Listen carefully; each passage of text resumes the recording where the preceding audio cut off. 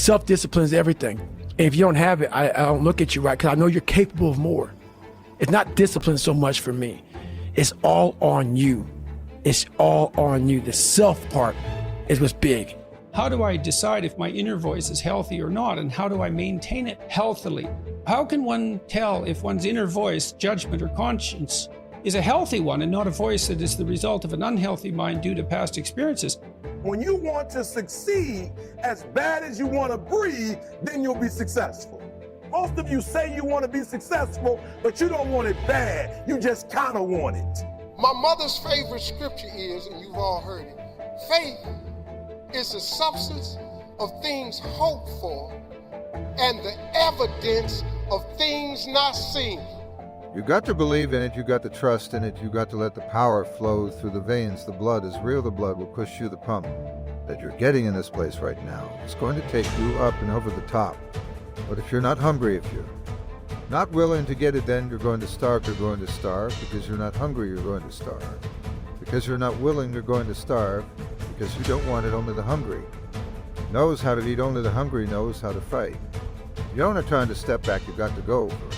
You've got to push harder, you've got to dig a little bit deeper. Some people, all they do is talk when you're in this place of business. There's no talking, your only conversation is moving what's in front. You? Now, that's a really interesting question. It's the question of conscience.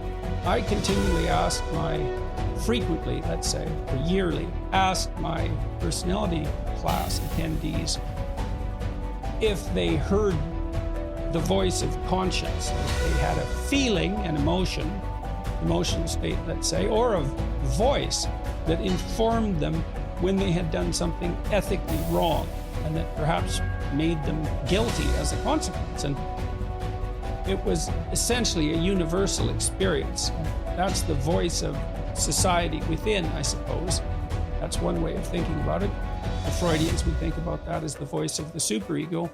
You've got to get hungry and you've got to get focused. And I know these sound like basic things, but go to any area of your life you want something right now. Pick the number one thing you want to change. Body, money, business, relationship, faith. I don't care what it is. Pick it right now.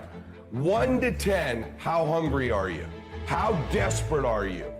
Everyone wants to be successful, but only a few are really willing to do whatever it takes to get there. Carl Jung would take that conceptualization somewhat farther. He would have considered it the voice of the self, which is in part the voice of the ethic that's derived from the broader community, insofar as that ethic is valid, let's say, but also in part the voice of the more thoroughly developed self that's still striving to be born. One thing you could say is that you experience violations of your conscience when you're not acting like the better person that you could possibly become.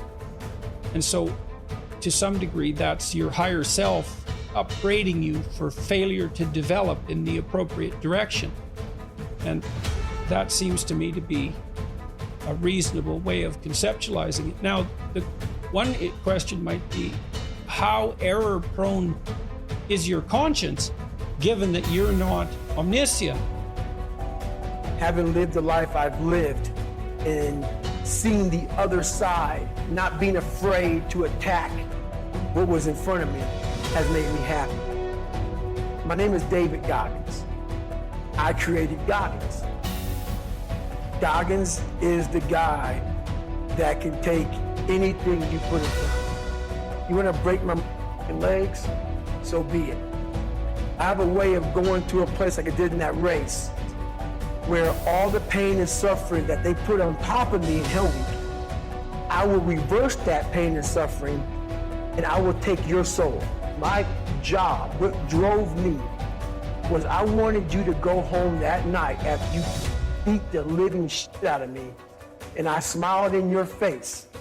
I wanted you to feel worse than I did. I wanted you to think about me, knowing that I'm comfortable being very uncomfortable. You should never throw in the towel. There are going to be so many different things that's going to try to slow you down. There are going to be so many different challenges that you must but instead of running away from the challenge, run towards the challenge. Be able to understand that life has meaning, has reason, and all of these things that you may be thinking that is so hard on you. Just remember, sometimes you're going to have to go through these changes, these circumstances that put you in a position to make you feel that you're not worthy anymore. But make no mistake, you are worthy. You were created for something. Wasn't created for nothing. Life is a gift.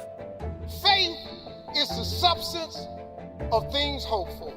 It just means, really, that the pure essence of faith, it ain't nothing but hope. At one point in time, you're gonna have to get smart now, people. All that hoping after you become an adult, it shouldn't be hope no more. This ought to start turning into some faith. Quit hoping, man. Turn it into faith. Faith is the belief in things that you cannot see. Ask for something from God, you don't know how in the world you're gonna get it. That's what ought to be on your vision board. Don't put a bunch of stuff on there you can get. You know what's on my vision board? Things I have no idea how I'm gonna get. But what would happen if I scaled back my belief system? I believe I would accomplish less. So that's a big one for me. I choose to believe that human potential is nearly limitless. I think in movies, by the way, so you're gonna see a lot of film references here. And this was the belief that changed my life, because once I realized, if you truly believe, really think about this for a second.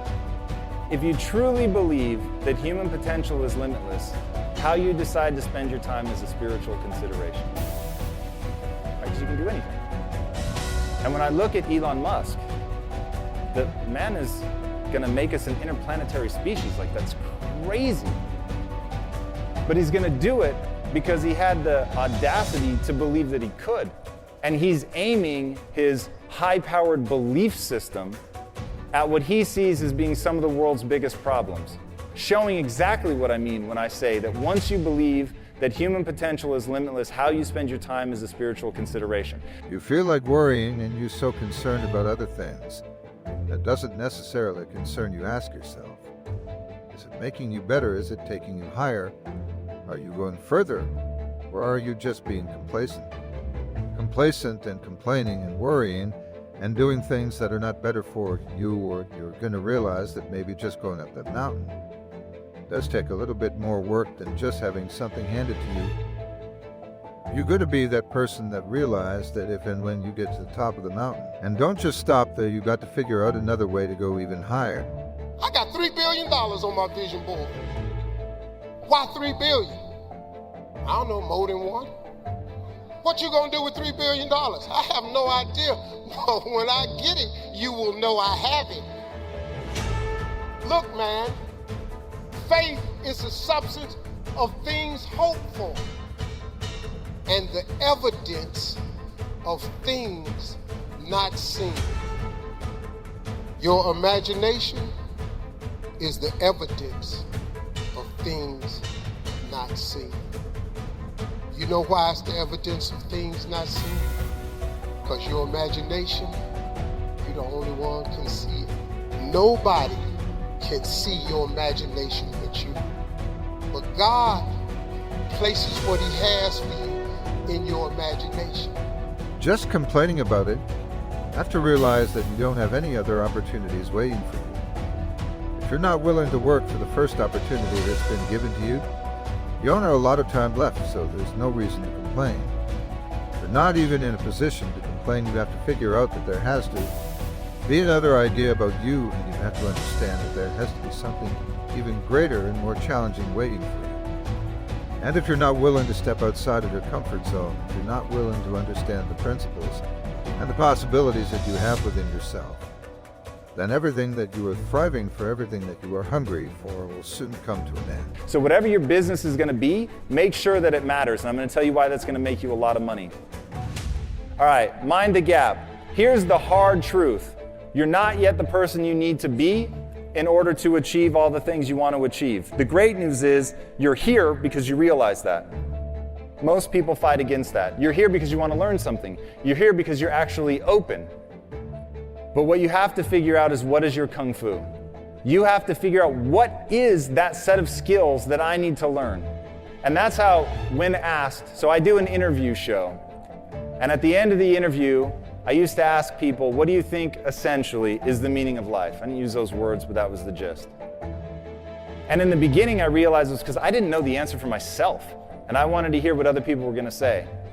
And then in hearing enough people say it and really thinking through my answer, I realized that for me, the very meaning of life is to see how many skills I can acquire that have utility and then put that utility to the test.